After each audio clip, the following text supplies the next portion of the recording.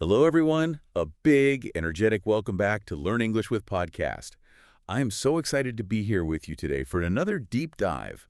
I am your host. And I am your resident English teacher. We are so happy you are joining us. We hope you are ready to practice your listening and learn some really useful things today. So before we jump into the heavy stuff, I have to ask, how are you? How was your morning today? Oh, man.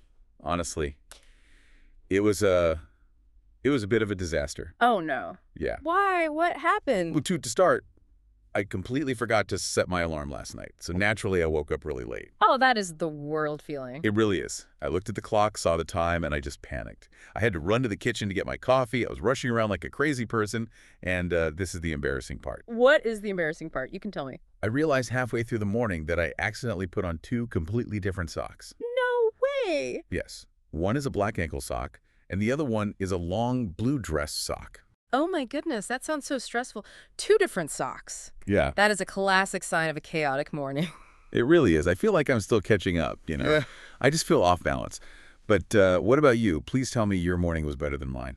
It was very different, thankfully. I actually woke up quite early today. Oh, wow. Show off. I know. I made myself a cup of tea. I sat by the window and I just watched the sun come up. It was very peaceful, quiet, very calm. Wow. That sounds amazing. Mm. I am very jealous. My morning was pure chaos, and yours was peace. And that contrast right there, that difference between chaos and peace, that is exactly what we are talking about in our deep dive today. Our topic for you is morning habits. Yes. Today we are doing a deep dive into how we start our day. And you listening might be thinking, well, why does it matter? It is just the morning.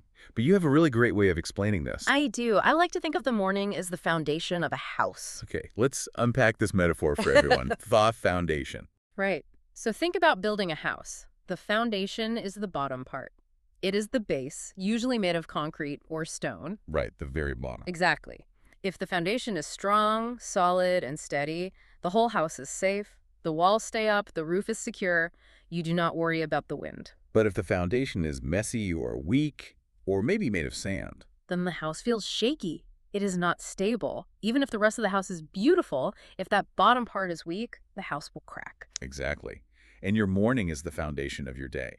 Your habits in that first hour decide if your day will be calm, focused, and productive, or if it will be crazy and stressful like mine was today. Precisely. You are building a safe house for your day. If you start with chaos, you carry that chaos with you for 12 hours. That makes so much sense. So if I start with bad habits like rushing or forgetting my alarm, the rest of my day feels shaky. But if I start with good habits, I have control. Yes. And listener, we are going to share some secrets and some actual science on how to build that strong foundation. But first, we have a small favor to ask you. Yes, we do. If you are enjoying this deep dive, please take a second to like it, subscribe to our channel, and share it with a friend who is also learning English. It really supports the show and helps us keep making these lessons for you. Absolutely. Share the knowledge. Okay, so let's get personal. We talked about your mismatched socks, but I have to admit, I know that was not just a one-time thing for you. You were not always good at mornings in general, were you? You caught me. Yeah. No, I was not.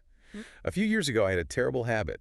I call it the snooze button disaster. The snooze button disaster. I think many of our listeners probably know this one, but tell us, what did it look like for you? Well, I used to sleep with my phone right next to my head. When the alarm went off, I would press snooze. You know, that button that gives you 9 more minutes of sleep? Yes, I know it well. It is very tempting. I didn't press it once. I pressed it 5 or 6 times. Oh, wow. 5 or 6 times. Every single morning. I would stay in bed until the very last possible minute, just drifting in and out of these strange dreams. That sounds exhausting, actually. And you know, there is actually a scientific reason why that feels so bad. Really? I thought I was just getting more rest. No, not at all. It is called sleep inertia. Sleep inertia. That sounds heavy. What does that mean? Basically, when you hit snooze and go back to sleep, your brain thinks, oh, okay, we are going back to deep sleep now. It starts a brand new sleep cycle. Okay. But then, 9 minutes later, the alarm rings again and rips you right out of that cycle. So I am just confusing my brain. Exactly, you are shocking your system. That is why you feel groggy or foggy for hours afterward. It is not because you are tired, it is because your brain is confused. That explains so much. And there was a real-life consequence for me, too. One specific day, I woke up so late because of this snoozing habit. And I had a very important job interview that morning. Oh no, a job interview. That is the worst possible time to be late. Yes. And because I hit snooze so many times, I had zero time. I didn't have time to shower. I didn't have time to fix my hair. I barely got dressed. I remember running to the bus stop, just sweating. Oh, that is a terrible feeling. It was. I arrived at the office for the interview, looking like I just rolled out of bed. My hair was messy. I was sweating because I had to run there. I was completely out of breath when I shook the manager's hand. Did you get the job? No, I did not get the job. The interview was a total disaster because my brain was foggy from that sleep inertia, and I looked unprofessional. It was a big turning point for me. I realized my morning habit was ruining my opportunities. That is a very powerful story, and thank you for sharing that. It helps to know we are not alone. I understand that feeling because I had my own struggle too. But you watch the sunrise and drink tea? You were the picture of calm. Well, now I do. But before, I had a bad habit I call the phone trap. The phone trap, that sounds dangerous. What is that? It is dangerous. My habit was this. The second I opened my eyes in the morning, before I even sat up, before my feet touched the floor, I would pick up my phone. Immediately. And I would start scrolling. I would look at social media. I would check the news. I would check my email. I would lay there for maybe 1 hour, just staring at the screen. Wow. 1 hour gone. Just like that. Just gone. And the consequence wasn't just lost time. It was about my mindset. I was starting my day in what psychologists call reactive mode. Reactive mode, what is that? It means I was reacting to other people, I was reacting to a stressful email, or I was reacting to a picture of someone on vacation and feeling jealous. I wasn't thinking about my day. I was letting the world control my mood. That is profound. You surrender control before you even get out of bed. Exactly. One morning, I remember clearly, I read a very negative news story. It was something really sad and tragic, and it made me feel heavy and tired all day long. I didn't do any work. I felt like I had wasted my life that day. Wasted my life. That is a very strong feeling. It is, and I want to tell our listeners, it is totally normal to feel this way sometimes. If you find yourself in the phone trap or the snooze button disaster, don't beat yourself up. But change is possible. That is the good news. We can change. We can build that strong foundation. So let's get practical. We prepared 4 practical tips to help you fix your mornings. Yes, these are simple things you can do tomorrow. They are backed by science, but they are easy to do. Let's start with tip number 1. This one is yours to explain. Tip number 1 is the no phone zone. The no phone zone. I like the sound of that, but it sounds hard. What's the rule? The guideline is simple. Do not touch your phone for the first 30 minutes after you wake up. 30 minutes. So no email, no Instagram, not even checking the weather. Nothing. Keep it in another room if you have to. Buy a regular alarm clock if you need to. And what is the reasoning here? Why is this so important? The reasoning goes back to that reactive mode we talked about. When you wake up, your brain is fresh. It is creative. If you look at a phone immediately, you flood your brain with information, stress, and other people's opinions. So you are basically protecting your brain. Exactly. You are giving your mind some quiet time to just be. You stay in proactive mode. You decide how you feel, not the internet. I love that. Let the brain wake up naturally. Okay, tip number 2. This one is mine. It is called water first. Water first. This seems very simple. Almost too simple, maybe. It seems simple, but it is biologically necessary. The guideline is drink a big glass of water before you drink your coffee. Before coffee. That is asking a lot. I need my caffeine. I know.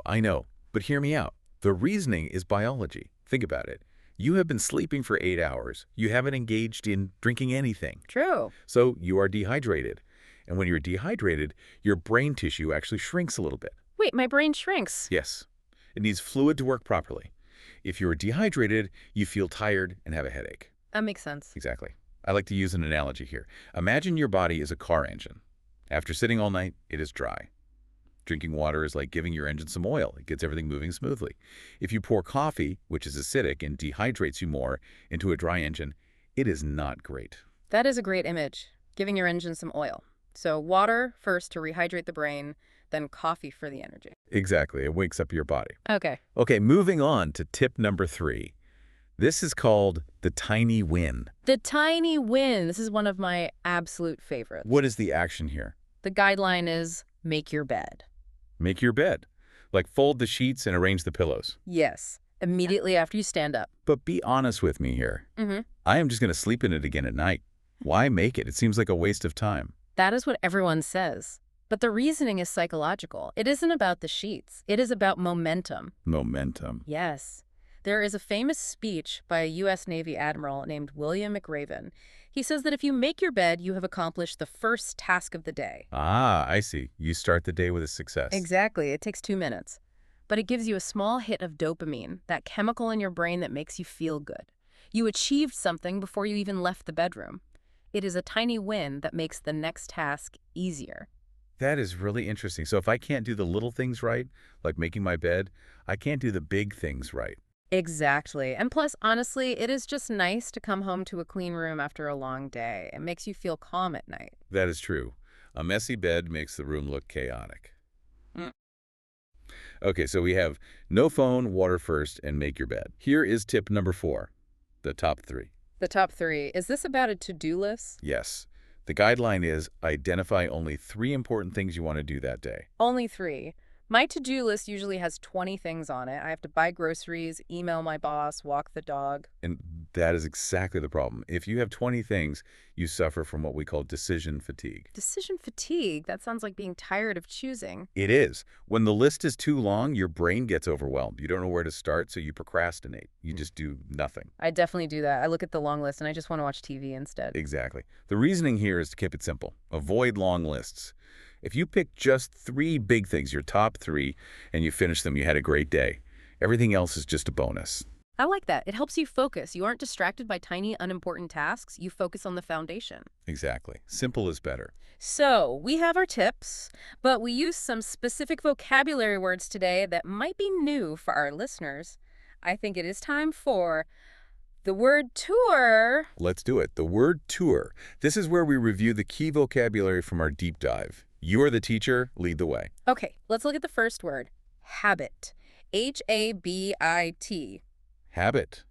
What is the definition for our listeners? A habit is something you do often or every day, usually without thinking about it. It is a routine. Like brushing your teeth. Right. Or, unfortunately, hitting the snooze button. Exactly. The example we used earlier is drinking water is a healthy habit. We want to build good habits, not bad ones. Got it. Okay, the next word is one I know very well. Snooze. S-N-O-O-Z-E. Snooze. The definition is to press a button on the alarm to sleep for a few more minutes. Well, I am the absolute expert on this word. The example was, I hit the snooze button 3 times this morning. And remember, listeners, snoozing leads to sleep inertia. Which leads to a bad morning. Okay, the third word is a verb. To waste.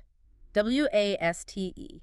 To waste. This means to use time or money in a bad way, right? Yes. When you use it for something that isn't useful or doesn't bring you joy, like scrolling on social media when you should be sleeping or working. The example from my story was, don't waste your morning looking at your phone.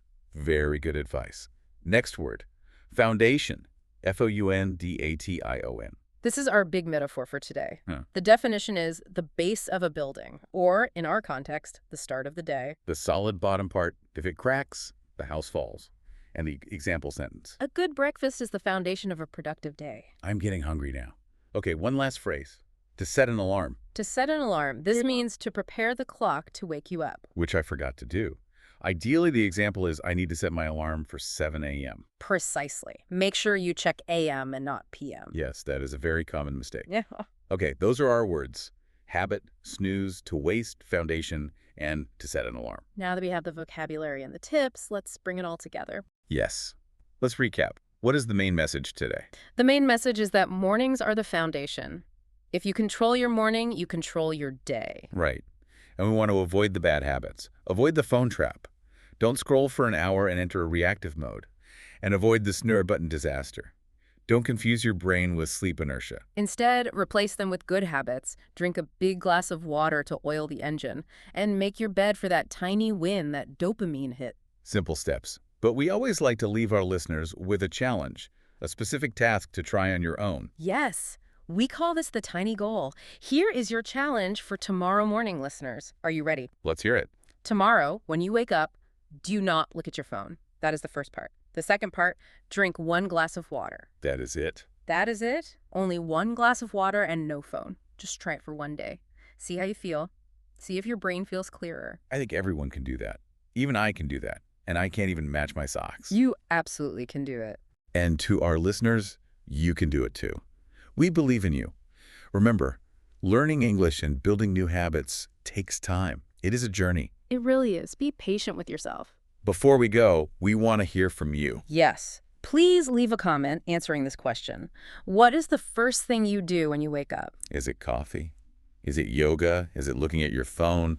Be honest. We want to know. We love reading your comments. Well, that is all for today's deep dive into morning habits. Thank you so much for listening. See you in the next deep dive. Keep practicing and have a wonderful morning.